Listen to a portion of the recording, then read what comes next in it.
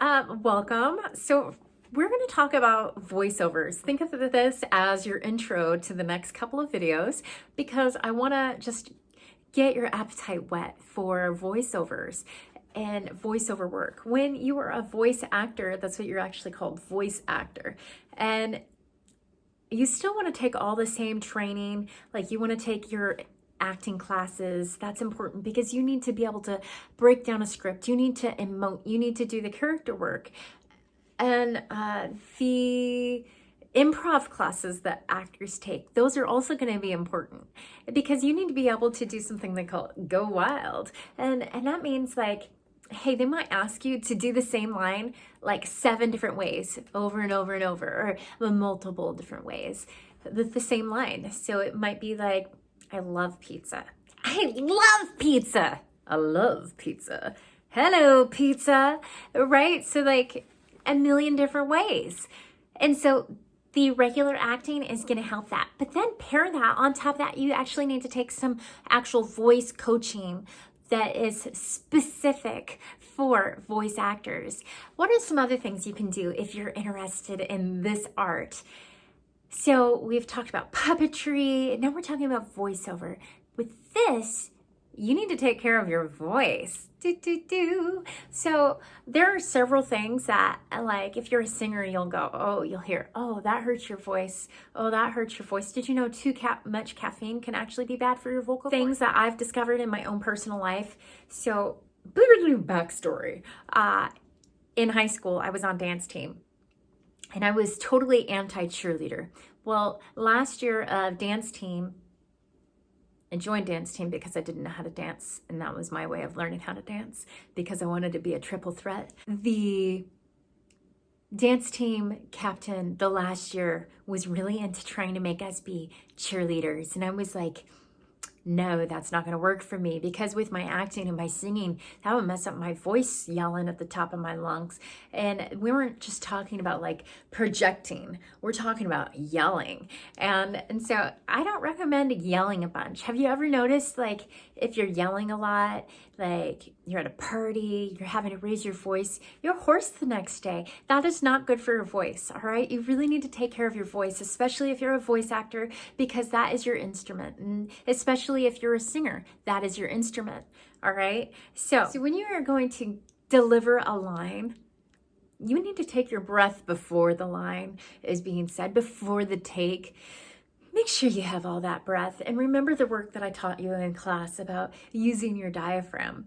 And make sure that diaphragm's good and full of air so that you can make it through. You don't want to be like, I love, oh man, I ran out of breath. Pizza. You want to be able to say it one go, right? Or what if it's a super long line, like supercalifragilisticexpialidocious, even though the sound of it is, I snuck a breath, did you see it? It's simply quite atrocious. There's the sneaker breaths, those are okay, but you don't want to mess up the flow of it. Okay, let's move on. The other thing is that you're gonna need equipment if you're serious about it. And you'll find out more about that in all the videos.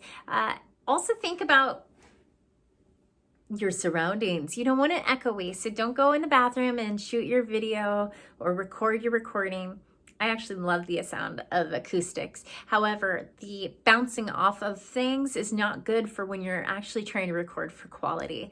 And so have you ever been into a like sound studio, like at a radio station, or just a sound studio at like a sound booth? Well, there's all sorts of egg carton looking foam on the walls, but you could also use like a moving blanket. So that's some fun little things. There's lots of cool ideas in the videos that I'm providing to go with this video that will give you an idea of what to do if you really want to go down this aisle and get started down this way. Otherwise, just think of this as a fun way to dive in and learn more about the craft of acting, because it doesn't just stop at, hey, these are the 5 things we do in acting. In fact, there's so much in acting that you could study and study and study and still have more to study. So never stop studying. Practice exaggerated facial expressions. And the reason you want to do this is Then when you bring it back down, you're going to have the energy. So remember those exaggerated facial expressions, and remember articulation. That's also going to keep you sharp. All right. And so then when you do it just regular, people are going to understand you. I wanted to share with you some of my experiences. And my very limited experience in this field was a film I had done. I don't even remember which one it was. In post, I had to do some speaking the same line that I spoke on the screen, and I had to make it match what I had already done.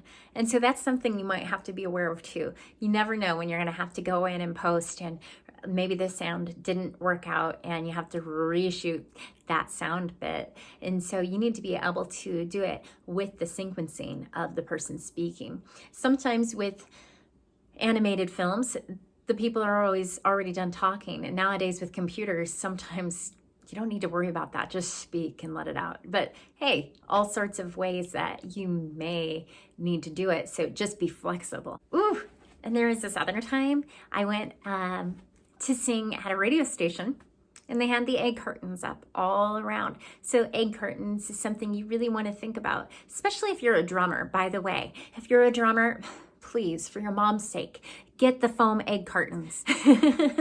All right, enjoy the videos, enjoy the knowledge, soak it up like a sponge, my friends. I'll talk to you soon.